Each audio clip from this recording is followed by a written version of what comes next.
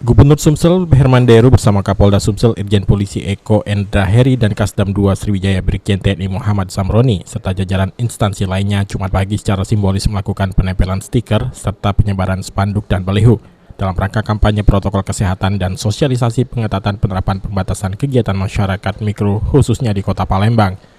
Kegiatan ini dilakukan langsung di kawasan Terminal Alang-Alang Lebar kilometer 12.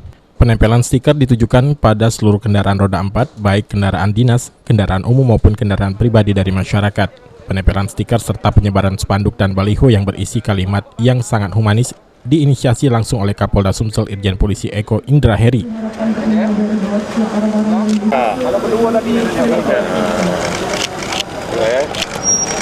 Kalau yang masang aku mesti tidak keberatan yang tidak main itu dar masangnya. Itu ini di Indonesia kiri. Benar-benar dapat membawa dampak pada kesadaran serta kepedulian masyarakat yang akan semakin taat dan patuh terhadap aturan protokol kesehatan sehingga penekanan angka kasus COVID semakin hari semakin membaik.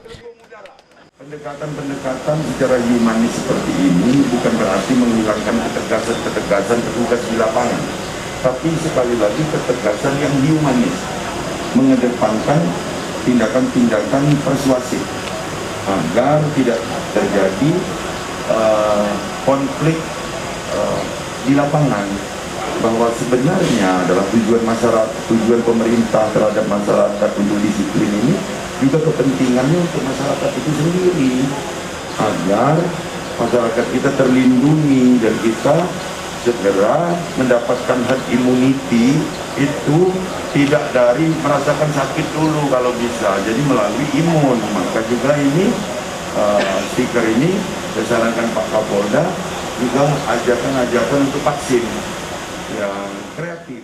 Deru juga mengatakan penempelan stiker kampanye protokol kesehatan akan terus dilakukan menyasar ke seluruh kendaraan roda 4 di Sumsel. Masyarakat diminta tidak perlu khawatir jika nantinya stiker kampanye prokes tersebut ditempel oleh pihak petugas.